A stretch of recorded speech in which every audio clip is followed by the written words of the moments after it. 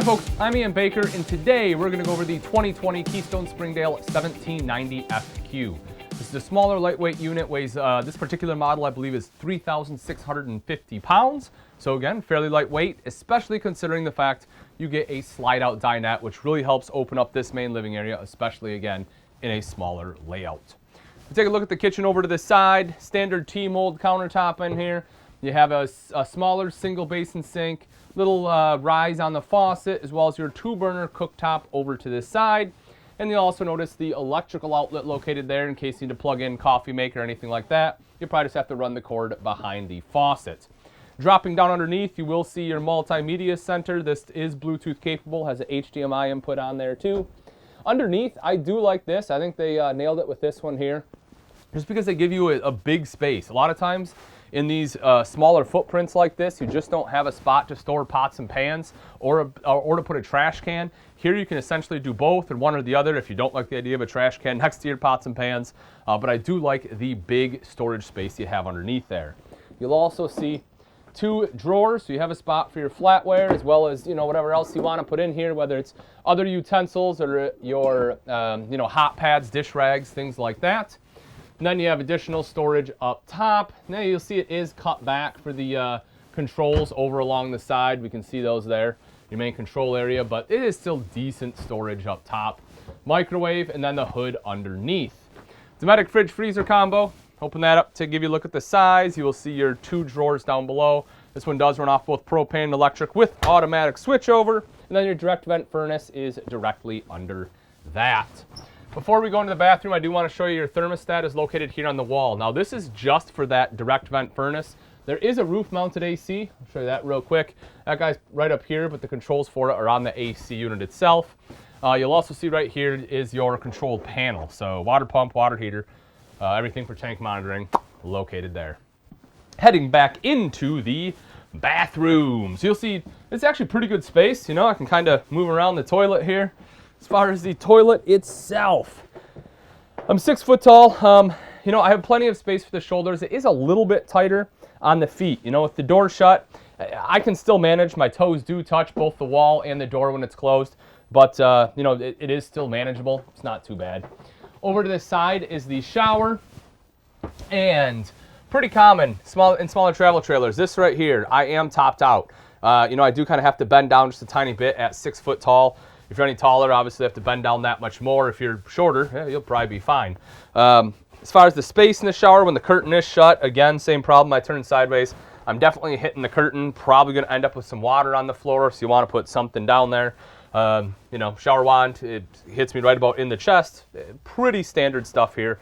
But again, not the best shower setup. So if you plan on getting something like this, you want to make sure to use the facilities at the park if they have it. Probably more convenient.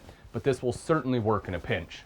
Over across to the other side, big medicine cabinet. This is a plus for me. I do like having the additional storage there, as well as the huge countertop space is fantastic. You have an electrical outlet over to this side, and then underneath, open that up for you.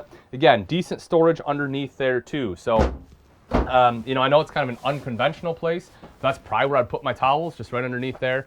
I say unconventional, I mean, obviously you want it in the bathroom if possible, but just because you normally don't put them underneath the sink, but that's probably where I'd throw them.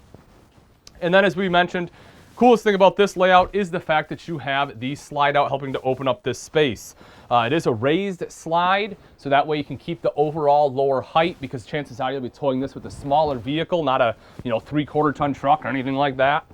When I slide over, you'll see that there is enough room for another person, so you can easily sit 4 people here. Again, it's 6 foot tall. Have a little bit more space till I hit the top of the slide. If you have a tall torso or you're a little bit taller, that may be a little bit of an issue. You may have to slouch down, but not a problem for me.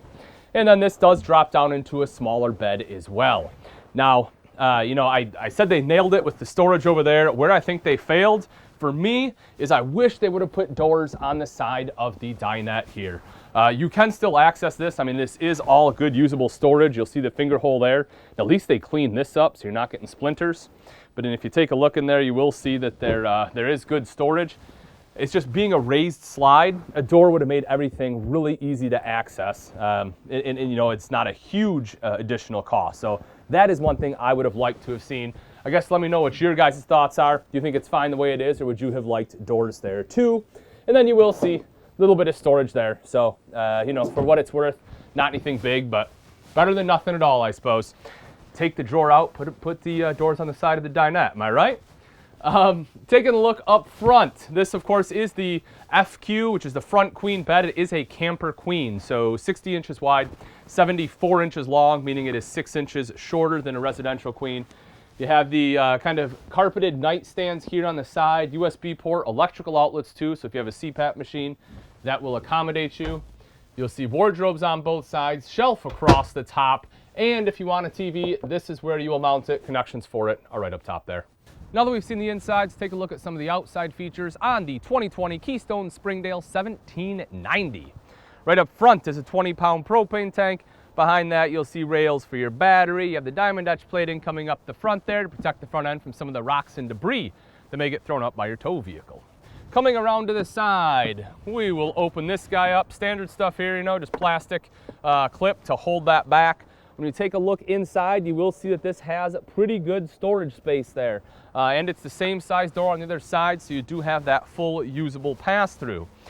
Little upgrade here, the LCI solid step. Rather than your traditional pull-out step, they have gone to the solid step system. And just like the name implies, it is a solid step. You don't get that springboard effect like your traditional pull-outs.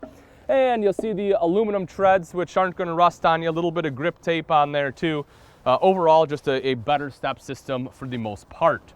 You will also see above the door a power awning, touch button roller out, same thing, go back in, LED light strip. Couple of outside speakers as well. Those are connected to that multimedia center. Now bear in mind, power awning and outside speakers are pretty common on most travel trailers, but when you start getting into these smaller sizes, those are sometimes things that will be sacrificed. Sometimes you'll have a manual awning, sometimes you won't have the outside speaker. So even though it's standard for the bigger travel trailers, it is nice to have in the smaller footprint. Electrical outlet outside, as you would expect. This particular power awning also has a Dometic power strip on here for some extra accessories. There's things like lights, fans. I think there's a Bluetooth speaker or something you can even hook up into there. Some different, again, just different accessories. Square tubular bumper gives you a spot to store your end cap.